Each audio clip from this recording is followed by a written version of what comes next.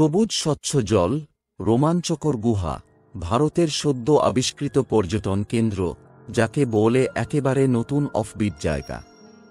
উত্তরে হিমালয় থেকে দক্ষিণে কন্যাকুমারী, পশ্চিমে থর মরুভূমি থেকে পূর্বে বাংলা, ভৌগোলিকভাবে বৈচিত্র্যময় আমাদের দেশ ভারতবর্ষ।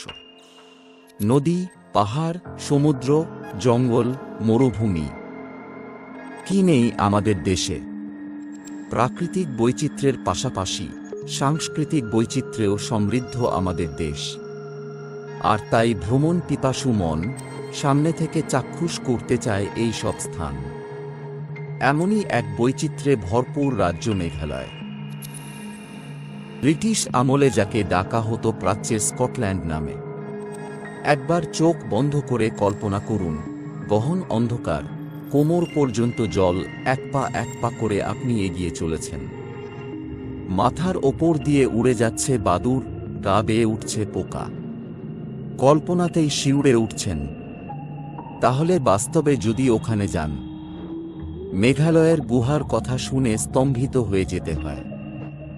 বেশিরভাগ মানুষ মেঘালয়ের প্রাকৃতিক সৌন্দর্যের কথা জানেন, তবে তার বাইরেও আছে অনেক কিছু যা এখনো পর্যটন মানচিত্রে অন্তর্ভুক্ত হয়নি। মেঘালয়ে রয়েছে একাধিক প্রাকৃতিক গুহা। একটা প্রাকৃতিক গুহা তৈরি হতে যে কত হাজার বছর সময় লাগে তা আমরা কেউ জানি না। মেঘের রাজ্য মেঘালয়ে প্রায় 1700টি গুহা আছে, যার বেশিরভাগই এখনো লোকচক্ষুর অন্তরালে রয়েছে। জানলে অবাক হয়ে যাবেন, এই মেঘালয়েই রয়েছে দক্ষিণ এশিয়ার দীর্ঘতম প্রাকৃতিক গুহা, যার ভেতরের দৈর্ঘ্য 30 থেকে 34 কিমি। আর আজ এই গুহার কথাই আপনাদের বলবো। এটি মেঘালয়ের জয়ন্তিয়া পাহাড়ে অবস্থিত। গুহাটি চুনা পাথরের তৈরি। এই পাহাড়ে খোঁজ পাওয়া 150টি গুহার মধ্যে এটি একটি।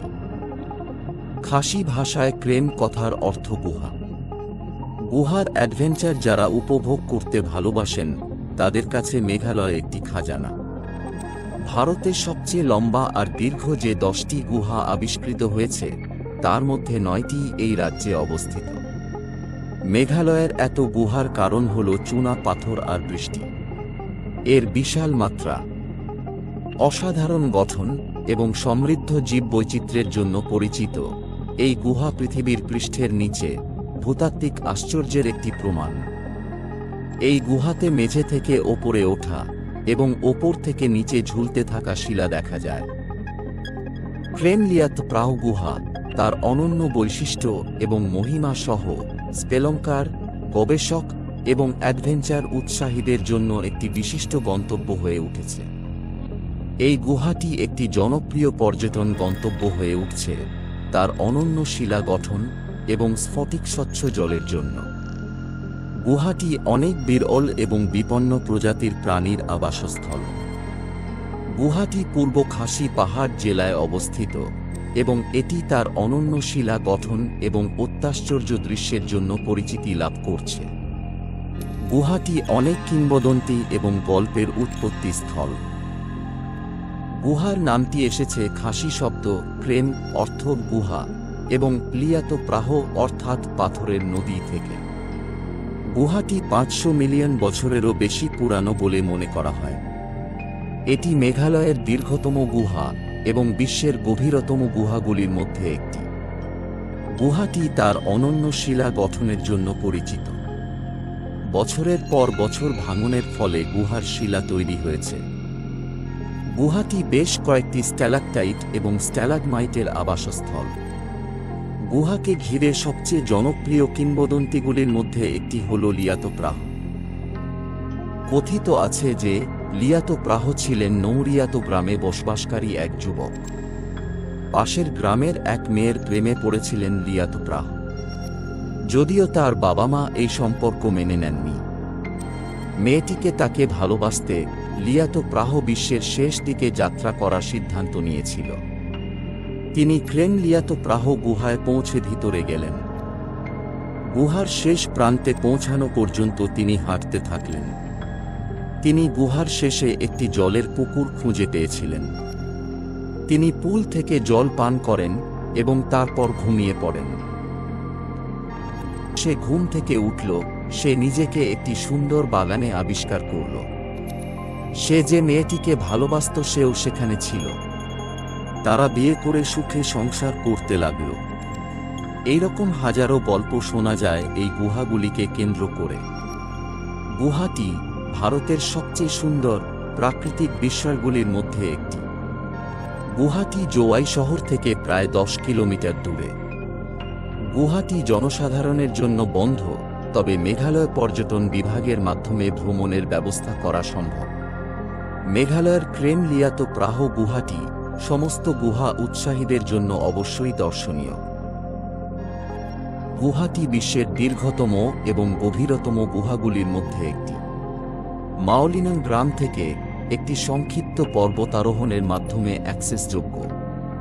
ক্রেন লিয়াত প্রাহের গুহা শিল্প বিশ্বের সবচেয়ে চিত্তাকর্ষক। গুহার দেয়ালগুলি প্রাণী, মানুষ এবং জ্যামিতিক আকারের চিত্র দিয়ে আচ্ছাদিত, যা নিওলিথিক যুগের বলে মনে করা হয়। ক্রেন লিয়াত প্রাহ গুহা অন্বেষণের চ্যালেঞ্জ রয়েছে।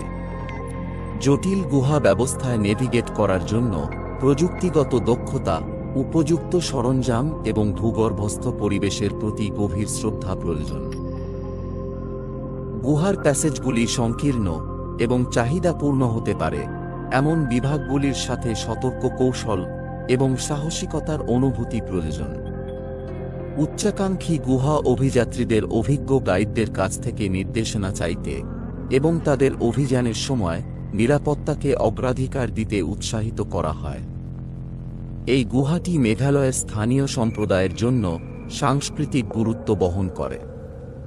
গুহাটি আদিবাসী খাসি জনগণের লোককাহিনী এবং ঐতিহ্যের অন্তর্ভুক্ত, যারা এটিকে একটি পবিত্র স্থান বলে মনে করে। গুহার সূক্ষ্ম বাস্তুতন্ত্র এবং সাংস্কৃতিক তাৎপর্য রক্ষা করা সবচেয়ে গুরুত্বপূর্ণ। গুহা এবং এর আশেপাশের এলাকাকে অপ্রয়োজনীয় ক্ষতি থেকে রক্ষা করার জন্য সংরক্ষণ প্রচেষ্টা এবং দায়িত্বশীল পর্যটন অনুশীলন অত্যাবশ্যক। ভালো প্রচারের ব্যবস্থা করে এবং সম্প্রদায়ের সম্পৃক্ততাকে উৎসাহিত করে আমরা ভবিষ্যৎ প্রজন্মের প্রশংসা এবং অধ্যয়নের জন্য এই প্রাকৃতিক বিস্ময়ের সংরক্ষণ নিশ্চিত করতে পারি। বলা যায় যে ক্রেন লিয়াত প্রাহ গুহা মেঘালয়ের মাটির নিচে ভূতাত্ত্বিক বিস্ময় এবং পরিবেশগত বৈচিত্র্যের একটি প্রমাণ হিসাবে দাঁড়িয়েছে। এর মহিমা, অসাধারণ গঠন এবং সমৃদ্ধ জীববৈচিত্র্য এটিকে দুঃসাহসিক, গবেষক এবং যারা প্রাকৃতিক বিশ্বের বিস্ময়ের সাথে সংযোগ স্থাপন করতে চায় তাদের জন্য একটি মনোমুগ্ধকর গন্তব্য করে তোলে। আমরা ক্রেন লিয়াত প্রাহ গুহা অন্বেষণ এবং প্রশংসা অব্যাহত রেখেছি। আসুন আমরা এর সংরক্ষণ এবং সুরক্ষার জন্য প্রতিশ্রুতিবদ্ধ, আগামী বছরের জন্য এর মহিমা সংরক্ষণ করি। হলে শিলংয়ের লেংপুই বিমানবন্দরে নেমে সেখান থেকে যেতে হবে। মেঘালয়ের এই গুহা দেখার সেরা সময় হল এপ্রিল থেকে জুন মাস। এই সময় আবহাওয়া অনুকূল থাকে এবং একটা হিমেল হাওয়া অনুভূত হয়। কিন্তু পুজোর কাছাকাছি সময় গেলে আবহাওয়া প্রচণ্ড আর্দ্র থাকে, তাতে আপনার গুহা দেখাটাই নষ্ট হয়ে যেতে পারে।